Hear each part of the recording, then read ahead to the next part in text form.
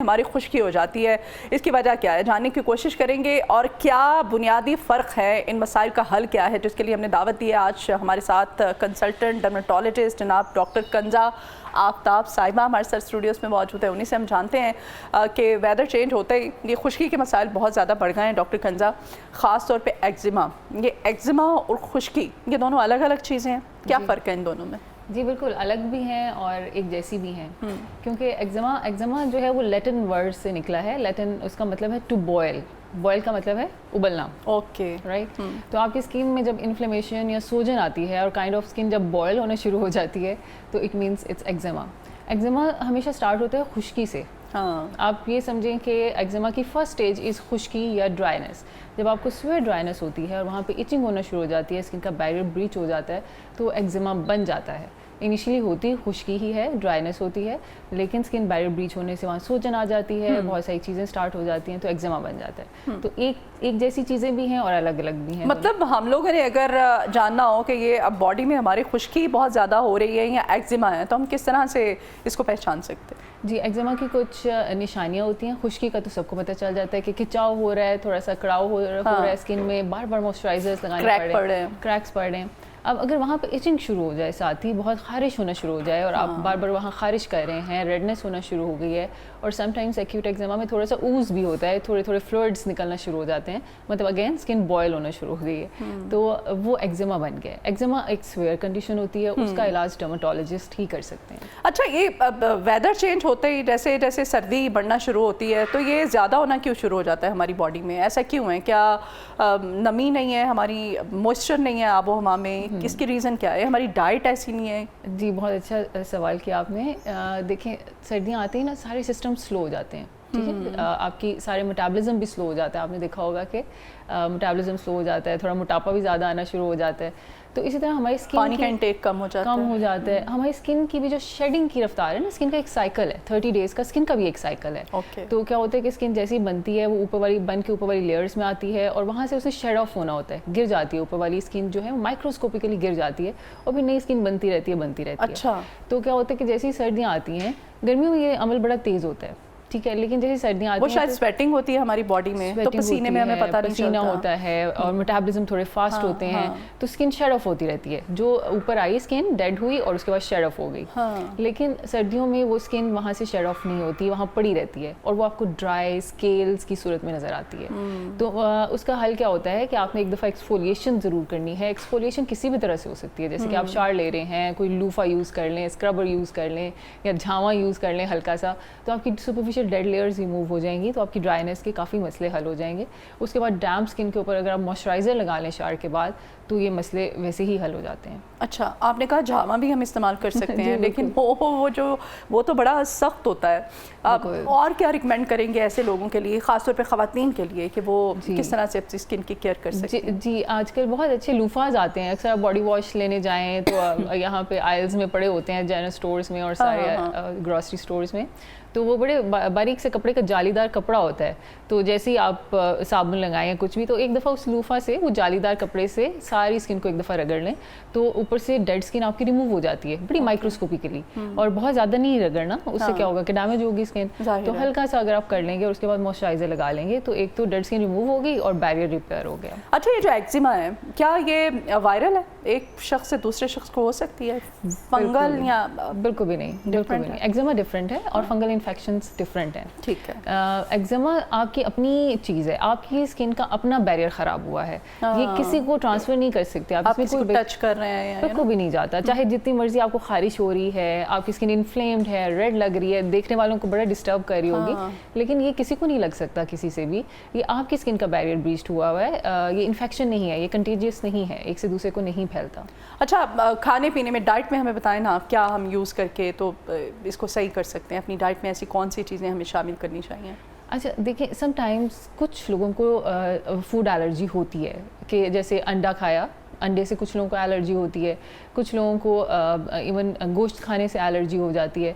तो कुछ ऐसी खुराक जिसमें प्रोटीन कंटेंट होता है ख़ास तरह का, जैसे अंडे में प्रोटीन है, तो उसे आपकी body as a foreign body consider करती है कि उस समझती है कि मेरी अपने जिस्म की प्रोटीन्स नहीं है। तो समटाइम्स लोग उससे एलर्जिक होते हैं। सिर्फ ऐसी चीज़ें अगर आप उनसे एलर्जिक हैं तो उनको अवॉइड करना चाहिए, अदरवाइज एक्जिमा में खुराक का कोई रोल नहीं है। मतलब आप कुछ भी खाएं पिएं, कोई ऐसा नहीं। आप सिर्फ कह रही हैं कि वेदर में चेंज आने की वजह से वो सर्दियों में एक्जिमा का इशू जो है वो ज़्यादा हो जाता है, और उसके लिए डॉक्टर बता रही है कि हमें स्किन केयर ही करनी है। डाइट का, इसमें डाइट भी अच्छी लेनी चाहिए आपको। डाइट इस पे जनरली अच्छी लेनी चाहिए, और अच्छी हेल्थ के लिए, अच्छी स्किन, बालों के लिए डाइट अच्छी बहुत ज़रूरी है। फ्रूट लीजिए आप, जितने भी आप आजकल सारे फ्रूट्स हैं ऐसे, वो आप यूज़ करके अपनी स्किन को मज़ीद बेहतर कर सकते हैं। जूसेस तो नहीं कहूँगी मैं, आप फ्रूट्स खाएँ तो ज़्यादा उसका असर होता है। फुल फॉर्म में फ्रूट लें। अच्छा, कुछ आप कोई और हमें, आपने बड़ा अच्छा बताया कि हमने अब शावर लेते हुए यूज़ करके जो है वो चीज़ें अपनी स्किन को इम्प्रूव कर सकते हैं। इसके अलावा और कोई आप हमें बताना चाहें रेमेडी? जी, रेमेडी ड्राइनेस की, चूँकि अब आ रही सर्दियाँ आ रही हैं, खुश्की, ड्राइनेस, ऑयल आप रिकमेंड करना चाहें प्लीज़? तो कोकोनट ऑयल, हमारी डर्मेटोलॉजी में कोकोनट ऑयल को स्किन का बेस्ट ऑयल माना जाता है। अच्छा। इसकी मॉइस्चराइजिंग पावर्स और हीलिंग पावर्स सबसे ज़्यादा हैं। तो कोकोनट ऑयल में वक्ती तौर पे आपको बड़ा मॉइस्चराइज वो रखता है, लगता भी है, लेकिन मुझे लगता है कि उसकी थोड़ी देर बाद आपकी स्किन ना वो बहुत ड्राई सी हो जाती है। इज इट वो? जी, ये प्लीज़ बताइएगा। अच्छा, ये एक अलग पॉइंट है। हाँ। ये वही पॉइंट है, क्योंकि जैसे सर्दियाँ आती हैं ना, हम क्या करते हैं, हम एक्सफोलिएशन नहीं करते हैं, तो डेड स्किन ऊपर एक्यूमुलेट हो जाती है हमारी स्किन पे। आप जो भी मॉइस्चराइज़र, अच्छे से अच्छा मॉइस्चराइज़र, कोकोनट ऑयल लगा लें, कोई बहुत महंगे ब्रांड का भी मॉइस्चराइज़र लगा लें, तो आपको हर 2 घंटे के बाद रीअप्लाई करना पड़ेगा। क्यों? क्योंकि वो मॉइस्चराइज़र फंस जाता है आपकी डेड लेयर में, वो स्किन तक जा ही नहीं पाता। इसलिए आपको एक्सफोलिएशन बहुत ज़रूरी है, स्किन की सुपरफिशियल लेयर्स को उतारना बहुत ज़रूरी है दिन में एक दफ़ा, ताकि आपके मॉइस्चराइजर्स डीपली जा सकें और हाइड्रेट कर सकें। अच्छा, ये एक्जिमा जो है ये मौरूसियत में भी है, अगर आपकी माँ को है तो क्या बच्चों को भी हो सकता है? जी, जीन्स का इसमें बहुत ज़्यादा रोल है। खासतौर पे ख़ास किस्म का एक्जिमा होता है जिसको हम एटॉपिक एक्जिमा कहते हैं। वो कैसा होता है? एटॉपिक एक्जिमा बच्चों में ज़्यादा दिखा जाता है, जैसे 1-2 साल के बच्चों में शुरू होता है, स्कूल गोइंग बच्चों में काफ़ी ज़्यादा होता है, फिर जैसे जैसे बच्चा बड़ा होता है तो ठीक हो जाता है। इसमें क्या होता है कि इनिशियली जब बच्चा क्रॉलिंग की फेज़ में है तो उस वक्त फेस के ऊपर बहुत रेडनेस आती है, और जब क्रॉल करता है तो ये घुटनों के आगे वाले हिस्सों में, ये बाजों के ऊपर हिस्सों में खारिश होती है, रेड पैचेस बन जाते हैं। लेकिन जैसे ही थोड़ा बड़ा होता है बच्चा, तो फिर ये कोहनियों के अंदर, बगलों के अंदर और घुटनों के पीछे यहाँ पे होता है, और इसका ताल्लुक है एज़मा के साथ। एज़मा जो कि एक एलर्जिक डिजीज़ है, ये दोनों आपस में जुड़े हुए हैं, और ये जीन से बहुत ज़्यादा आता है। जब अगर आपकी मदर से, आपकी नानी अम्मा को है, तो वहाँ से ये ट्रैवल करता हुआ बच्चे तक पहुंचता है। इसके सिम्टम्स क्या बता रही हैं? आपकी इचिंग बहुत ज़्यादा होती है आपकी स्किन के अंदर? जी, इनिशियली तो सारी स्किन ही ड्राई होती है बच्चे की, यही मदर्स आके कहती हैं कि स्किन बहुत ज़्यादा सख्त ड्राई है, रात सर की भी, सर की भी ड्राई है और सारे जिस्म की ड्राई है, रात को सो नहीं पाता बच्चा, इतनी इचिंग होती है। और फिर जैसे जैसे बड़ा होता जाता है तो 10 साल की उम्र में ये तकरीबन ठीक हो जाता है, और उसके बाद ये एज़मा में, मोस्टली एज़मा यानी दमे में कन्वर्ट हो जाता है। तो ये ख़ास किस्म की एक्जिमा है जो कि मौरूसी है और जीन्स में आता है। ठीक है। स्ट्रेस, नींद, क्या इनका भी इसके साथ है कोई ताल्लुक? जी बिल्कुल, स्किन का और ब्रेन का बहुत गहरा ताल्लुक है, इसको हम न्यूरोक्यूटेनियस एक्सेस कहते हैं।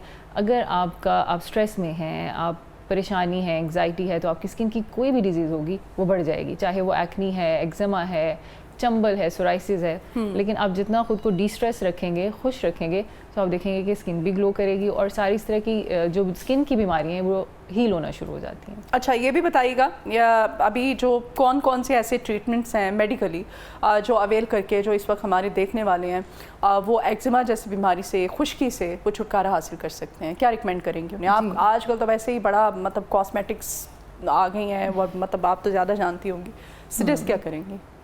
देखिए, कॉस्मेटिक प्रोसीजर्स एक्जिमा वालों को हेल्प नहीं करेंगे, ये बात लिख के रख लें। अच्छा। एक्जिमा एक क्लिनिकल डिजीज़ है, क्लिनिकल डर्मेटोलॉजी की डिजीज़ है, और इसको क्लिनिकली ही मैनेज किया जाता है। और एक्जिमा वालों को एक बेसिक टिप ये देनी होती है कि आपने ये समझना है कि आपकी स्किन का बैरियर ख़राब है। स्किन हमारी प्रोटेक्टिव लेयर है ना, अल्लाह ने प्रोटेक्टिव लेयर बनाई है, तो समझें कि उसमें सुराख हो गए हैं। ठीक है, तो अब आप बाहर निकलेंगे, कुछ एलर्जेंस हैं, हवा में पोलन है, एलर्जन है, धूल मिट्टी है, धुआं है, वो सब एलर्जी कॉज करेगा। आप उस पोरस बैरियर में से वो गुजर के अंदर चला जाएगा और आपको इचिंग करेगा, इरिटेट करेगा। कुछ भी लगाएंगे, कोई भी प्रोडक्ट लगाएंगे, वो भी अंदर तक चला जाएगा और आपकी स्किन को इरिटेट करेगा। तो क्या करना है, सबसे पहले ऐसे लोग होते हैं डॉक्टर कंजा जिनको कोई भी प्रोडक्ट, कोई भी चीज़ सूट नहीं करती है, बिल्कुल, राइट? बिल्कुल। वो कुछ भी यूज़ करेंगे तो उनको बजाय कि उसका फ़ायदा हो, उल्टा उसका नुकसान ही होगा। जी, ठीक जी, है जी, तो मेरे ख्याल से वो एक्जिमा के ही पेशेंट्स हैं, एक्जिमा के पेशेंट्स, क्योंकि उनकी स्किन आप बता रही हैं कि जो ये हमारी होती है लेयर, बैरूनी स्किन की होती है तय जिल्द की, वो कह रही है कि वही डैमेज हो जाती है, उसमें सुराख हो जाते हैं, मतलब आपकी मेडिकल साइंस वो बैरियर ब्रेक हो गया, डैमेज हो जाता है, डैमेज हो चुका है। जी ठीक है। अच्छा, आप बता रही थी ट्रीटमेंट्स के बारे में, प्लीज। जी, ट्रीटमेंट घर में, इसका घर से इलाज शुरू होता है। तो जो भी एक्जिमा वाला पेशेंट है ना, वो उसको पता है कि ये एक लंबी चलने वाली डिजीज है और इसको मैंने मैनेज घर में करना है, और वो खुद आधे डॉक्टर बन चुके होते हैं। अच्छा, हर जो मुश्किल होती है चीज़ ये लंबी ही चलने वाली क्यों होती है? लंबी चलने वाली है क्योंकि देखिए ना, कुछ इसमें मरूसी बहुत ज़्यादा, तो आपकी जीन्स में कुछ ऐसी खराबी है कि आपका स्किन का बैरियर ख़राब है बस। तो उसका सिंपल हल ये होता है कि आपने एक आर्टिफिशियल बैरियर हमेशा बना के रखना है अपनी स्किन के ऊपर। आर्टिफिशियल बैरियर कैसे बनाएंगे? कोई भी अच्छा मॉइस्चराइज़र ले लें, ऐसा मॉइस्चराइज़र जो कि ह्यूमेक्टेंट हो। ह्यूमेक्टेंट क्या होता है? जो वाटर एब्जॉर्ब करता है, ठीक है? जैसे अभी आपने मुझे कहा कि कोकोनट ऑयल लगाने से तो ड्राइनेस थोड़ी देर में स्टार्ट हो जाती है। तो इन मॉइस्चराइजर्स को हम कहते हैं अक्लूसिव मॉइस्चराइजर्स। अक्लूसिव का मतलब है कि वो ऐसे एक लेयर लगा देते हैं, ना उसमें से हवा गुजरती, ना पानी गुजरता है, ऑक्सीजनेट नहीं हो पाती स्किन। फिर कुछ ऐसे मॉइस्चराइजर्स होते हैं जो सिर्फ हाइड्रेशन करते हैं, वो ऐसे लेयर नहीं बनाते स्किन के ऊपर, उसमें से हवा भी पास होती रहती है, ऑक्सीजनेट भी होती रहती है स्किन, वो सिर्फ इर्द गिर्द से मॉइस्चर एब्जॉर्ब करते हैं और आपकी स्किन को दे देते हैं। सही।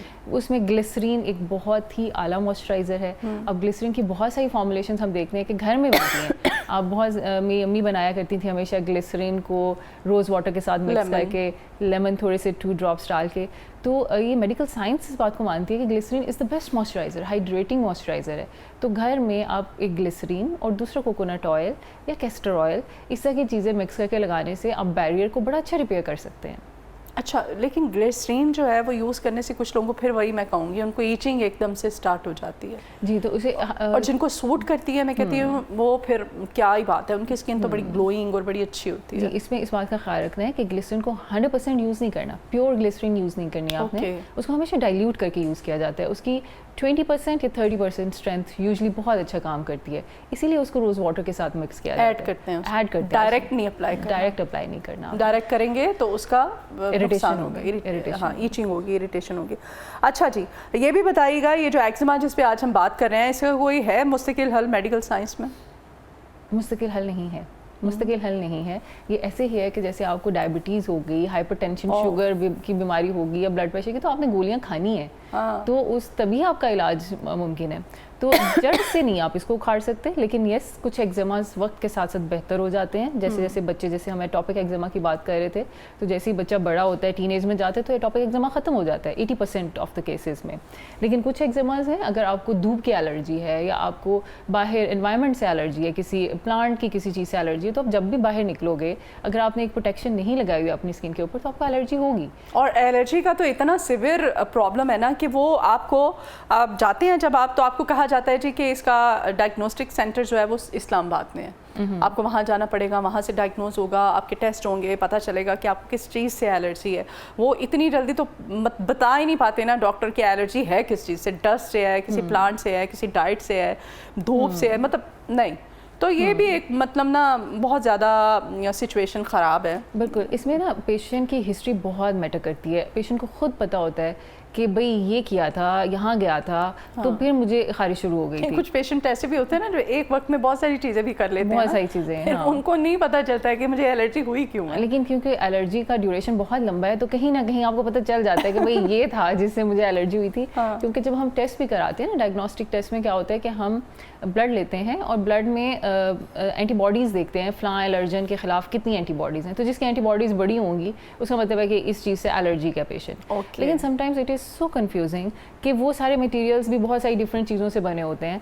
और मेरे अपने मेरा बेटा एटॉपिक एक्जिमा था उसको बचपन में, तो उसका जब हमने वो IgE टेस्ट कराया, एंटीबॉडीज़ टेस्ट कराया, तो जिस चीज़ से वो एलर्जिक था वो उसमें नहीं आया, बल्कि और कुछ प्रोटीन से एलर्जीज आई जो वो आराम से खा लेता था, टॉलरेट कर लेता था। तो इसलिए समटाइम्स टेस्ट और लैब टेस्ट जो होते हैं वो बहुत कंफ्यूजिंग होते हैं। मेन डायग्नोस्टिक क्लिनिकली होता है या हिस्ट्री से होता है कि आपको खुद बताता है पेशेंट कि भाई ये किया था और इसके बाद एलर्जी हुई, तो हमें बड़ा क्लियर कट पता चल जाता है कि इससे आपने अवॉइड करना है। या अगर अवॉइड नहीं कर सकते, like for example soap allergy होती है आजकल, डिटर्जेंट एलर्जी बहुत कॉमन है, हैंड एक्जिमा बहुत ज़्यादा कॉमन है, तो आपको पता है कि आपको एलर्जी है तो आपने ग्लव्स पहन के काम करना है। आपने ग्लव्स के बगैर काम करेंगे तो मुश्किल में आ जाएंगे। एक दफ़ा एक्जिमा शुरू हो जाए तो वो फैलता भी है, बढ़ता भी है, ख़राब भी होता है। तो प्रोटेक्शन और precaution is always better than cure. ठीक है, आपने ये सारे हमें वो चीज़ें बताई हैं जो कि हम अब, लेकिन ऐसी भी हमें चीज़ें बताएं कि अगर खुदा न खास्ता एक्जिमा होना है किसी को तो पहले ही इससे बच जाए, क्या क्या केयर हमें करनी चाहिए रूटीन में, ऐसी कौन सी चीज़ें हैं? जी, आजकल जो मैं मोस्ट कॉमन देख रही हूँ ना एडल्ट्स में, डिटर्जेंट एक्जिमा है, हैंड एक्जिमा ख़वातीन में बहुत ज़्यादा है। पता नहीं डिटर्जेंट्स और जो डिश वॉश उसमें क्या उन्होंने डाला हुआ है कि 1-2 दफ़ा यूज़ करने से ही एक्जिमा हो जाता है। तो बहुत ही एरोसिव सब्सटेंसेस हैं उसमें, तो आपको पता है कि भाई ये बहुत स्ट्रॉन्ग मटेरियल्स हैं, तो हमेशा ग्लव्स पहन के काम करें। ऐसी कोई भी चीज़ जिसमें बहुत स्ट्रॉन्ग केमिकल्स हैं उनको डायरेक्ट बेयर हैंड से टच नहीं करना आपने, ठीक है। कुछ लोगों को सब्जियों से भी एलर्जी होती है, लहसुन छीलते हैं ये वाली दोनों उंगलियां जो हैं ये ख़राब हो चुकी होती हैं बिल्कुल। तो ऐसी सब चीज़ों को आपने ग्लव्स, पॉलीथीन ग्लव्स ले लें या विनाइल ग्लव्स ले लें, ग्लव्स पहन के इस्तेमाल करें। हमेशा एक प्रोटेक्टिव मॉइस्चराइज़र की लेयर होनी चाहिए। जिन लोगों की स्किन एक्सेसिवली ड्राई होती है उनको बहुत ज़्यादा चांसेस होते हैं वो किसी भी चीज़ से एक्जिमा डेवलप कर सकते हैं। तो जिन लोगों की स्किन ड्राई है उनको चाहिए कि हर वक्त अपने स्किन पे एक मॉइस्चराइज़र की लेयर लगा के रखें और बिला वजह बेयर हैंड से केमिकल्स को हाथ ना लगाएं, और सोप्स और कॉस्मेटिक्स का इस्तेमाल कम से कम करें, क्योंकि ये सारी चीज़ें आपकी स्किन के अंदर जाती हैं और कहीं ना कहीं किसी न किसी लेवल पे जाके कुछ ना कुछ केमिकल रिएक्शंस करती हैं जिससे स्किन बैरियर ब्रीच होता है। सर्दियों में पानी का इंटेक भी बहुत ज़्यादा कम हो जाता है, स्किन आपकी वैसे ही डेड हो जाती है, आपका कॉम्प्लेक्शन बड़ा डार्क सा हो जाता है। तो ऐसे लोगों के लिए मैं चाहती हूँ स्किन केयर के भी बारे में आप बताएं कि क्या करना चाहिए। स्किन केयर में आजकल देखिए बहुत अच्छा सब्सटेंस आया है हाइलुरोनिक एसिड, आपने सुना होगा। हाइलुरोनिक एसिड सीरम्स आजकल बहुत इन हैं, बहुत कॉमन है, बहुत अच्छे हाइड्रेटिंग एजेंट्स हैं। तो कोई भी अच्छा सा हाइलुरोनिक एसिड सीरम ले लें और सुबह चेहरा धोने के बाद आपने हाइलुरोनिक एसिड सीरम लगाना है। उसके साथ अगर विटामिन सी का कॉम्बो आपको मिल जाए किसी सीरम में तो बहुत अच्छा होता है, इसको लगाएं बिफोर योर सन ब्लॉक। लेकिन इसमें डॉक्टर कंजा, इसमें प्रॉब्लम ये है ना कि आप सीरम्स मैंने मोस्टली जो देखे हैं जो स्किन पे अप्लाई करने के लिए, वो स्किन को ना ऐसे वो बिल्कुल ड्राई सा कर देते हैं, एक खिंचाव सा पैदा होता है आपके स्किन में। तो कौन सा बेस्ट सीरम है उसमें, मतलब क्या है वो, कौन सा सीरम होता है जो कि आप ऐसे लगता है जैसे आपने ना कोई जेल लगा लिया फेस के ऊपर? अच्छा, बहुत सारे डिफरेंट फॉर्मुलेशंस हैं, बहुत सारे डिफरेंट ब्रांड्स हैं, लेकिन हमेशा डर्माटोलॉजिस्ट के मशवरे से सीरम्स इस्तेमाल करें। बेशुमार डिफरेंट किस्म के सीरम्स हैं और जैसे अब विटामिन सी और हाइलुरोनिक एसिड सीरम भी एक जैसा नहीं होगा। अगर 100 सीरम्स मार्केट में अवेलेबल हैं तो सब एक क्वालिटी के नहीं हैं, ठीक है। तो हमारी लोकल फार्मास्यूटिकल कंपनीज बहुत अच्छा काम कर रही हैं इसमें, वो बहुत अच्छे सीरम्स बना रही हैं। तो उनमें से कुछ सीरम्स मुझे बहुत पसंद होते हैं जो मेरे अक्सर पेशेंट्स यूज़ कर रहे होते हैं, जो सालों साल से लोग यूज़ कर रहे हैं, उनसे रिएक्शन भी नहीं आता, स्किन खिंचती भी नहीं है। अगर आपको अच्छा हाँ, कुछ सीरम्स होते हैं जो ड्राई करते हैं, जैसे रेटिनॉल सीरम है। रेटिनॉल एक एंटी एजिंग सीरम है जो रात को अप्लाई किया जाता है और वो थोड़ा स्किन को ड्राई करता है। तो हम कहते हैं कि उसके बाद ज़रूर मॉइस्चराइजर्स अप्लाई करें। इसी तरह कुछ सीरम लगाने के बाद मॉइस्चराइजर नहीं, वो तो आपने रात को लगाया ना, ठीक है, 2 ड्रॉप्स लगाया, उसको लॉक कर दें ऊपर मॉइस्चराइजर से, और उसके बाद भी फॉलोइंग डे नेक्स्ट मॉर्निंग जब आपने मेकअप वगैरह करना है, बाहर निकलना है, तो पहले मॉइस्चराइजर की एक अच्छी सी लेयर लगाएं और उसके बाद अपना सन ब्लॉक और जो भी मेकअप आपने करना है। तो मॉइस्चराइज्ड रखना स्किन को बहुत ज़रूरी है। जब भी आप रेटिनॉल सीरम यूज़ कर रहे हैं या कोई एक्सफोलिएटिंग सीरम जैसे AHA BHA पील यूज़ कर रहे हैं, तो एक सन ब्लॉक का ख्याल रखना और दूसरा मॉइस्चराइज रखना स्किन को बहुत ज़रूरी है। अच्छा, हमारी रूटीन में भी आजकल आपको पता है वर्कलोड इतना ज़्यादा है, इतना मतलब टीक बहुत ज़्यादा है, हेक्टिक हो गया हुआ है, डिप्रेशन है, तो ऐसे जो ख़वातीन हैं या इवन मर्द हजरात भी हैं उनकी स्किन पे भी ये सब चीज़ें इफेक्ट करती हैं। और ख़ासकर स्मोक तो अब इतनी ज़्यादा हो गई है, पोल्यूशन है ज़ाहिर है, तो ये भी आपकी स्किन को डैमेज करता है। इससे बचने के लिए क्या मास्क वगैरह पहनना चाहिए या कोई? बिल्कुल, स्मोक जैसे ही आती है एक्जिमास, फेशियल एक्जिमास बढ़ जाते हैं, फेस के ऊपर जो एक्जिमास आते हैं, और उसके साथ साथ ज़ाहिर है सांस की बीमारियां तो बढ़ती ही हैं, लेकिन ख़ास तौर पर मैंने देखा कि आईलेट के ऊपर स्मोक के साथ बहुत एक्जिमा आता है। जब स्मोक का सीज़न आता है तो लोग आ जाते हैं, आँखें इचिंग हो रही होती है, अंदर से सुर्ख हुई होती हैं, बाहर सारा पपोटा रेड हुआ होता है, तो ड्राइनेस होती है, इचिंग, रेडनेस। तो उसके लिए अगेन मॉइस्चराइज़र बहुत ज़रूरी है। एक थिक मॉइस्चराइज़र रखें जो आपके आंखों के इर्द गिर्द लगा हुआ होना चाहिए। तो ये एक प्रोटेक्टिव बैरियर आ जाता है कि आपने एक प्रोटेक्टिव लेयर लगा ली है, तो स्मोक में जो भी केमिकल्स हैं वो आपकी स्किन को पेनिट्रेट नहीं कर सकते। तो सबसे ज़रूरी बात है मॉइस्चराइज़र। और उसके बाद ये है कि कम से कम जब स्मोक के आवर्स होते हैं या उन डेज़ में कम से कम बाहर निकलें, और निकलें भी तो प्रोटेक्टिव आपकी क्लोथिंग होनी चाहिए, मास्क होना चाहिए, मॉइस्चराइज़र और सनब्लॉक लगा होना चाहिए आपकी स्किन के ऊपर। तो प्रोटेक्शन बहुत अच्छा, ये भी तो कहते हैं ना कि हर वक्त अपनी स्किन के ऊपर कुछ अब अप्लाई करके रखना ही जो है वो भी स्किन को बहुत डैमेज करता है। आपके पोर्स होते हैं, उनको ज़ाहिर ऑक्सीजन भी चाहिए होती है। ये सिर्फ बातें ही बनी हुई हैं, ऐसा भी होता है कि वाकई स्किन को थोड़ा रिलैक्स भी और नहीं बिल्कुल रिलैक्स होते हैं। जब भी हम स्किन केयर देते हैं तो उसमें जैसे 7 दिन है अगर हफ्ते में, तो दो दिन ऐसे होते हैं जिसमें आपने स्किन केयर फ्री रहना होता है। तो उन 2 रातों में आपने कुछ भी नहीं लगाना। और हीलिंग होती है स्किन की रात को। तो आप जब रात को वापस आएँ तो उस वक्त आपने अपनी स्किन को फ्री रखना है बिल्कुल, या कुछ एक आध ऐसे सीरम या ऐसा मॉइस्चराइज़र लगाना है जो उसको हील करने में प्रॉपर्ली हेल्प करे। तो रात हीलिंग के लिए है और दिन प्रोटेक्शन के लिए। तो कुछ ये सीरम्स और ये मॉइस्चराइज़र्स ये प्रोटेक्शन के लिए हैं। ये ऐसा नहीं है कि आपकी स्किन को ब्लॉक कर देंगे, ये उसको प्रोटेक्ट करेंगे, सूरज की मुज़र असरात से बचाएंगे, मॉइस्चराइज करेंगे। एंटीऑक्सीडेंट्स होते हैं, vitamin C is very good antioxidant, वो जब हम लगा देते हैं तो आपकी स्किन दिन में भी यंग होती रहती है। तो ये चीज़ें हेल्प करने के लिए स्किन को, ना कि उसको ख़राब करने के लिए। हाँ, आप कह रही हैं कि वो बस बातें ही बनी हुई हैं कि आप स्किन को थोड़ा रिलैक्स भी रखें, कुछ ना अप्लाई करें, पोर्स ओपन हो गए, ऑक्सीजन मिलेगी स्किन को, ऐसा नहीं है। ऑक्सीजन तो मिलेगी, लेकिन वो रात के लिए रखना है आपने, दिन में आपने प्रोटेक्ट करना है, अपनी यूवी रेज से प्रोटेक्ट करना है स्किन को। ठीक है जी, बहुत शुक्रिया डॉक्टर कंजा, आपने इतनी अच्छी बातें की, हमें बताया कि हम अपनी स्किन को किस तरह से प्रोटेक्ट कर सकते हैं। और ख़ास तौर पे जो बदलता हुआ मौसम है, इस मौसम में खुश्की के बहुत ज़्यादा मसाइल है, और एक्जिमा जैसा जो एक बीमारी है उसको किस तरह से डॉक्टर कंजा ने बताया कि हम उसको ओवरकम कर सकते हैं, ठीक कर सकते हैं।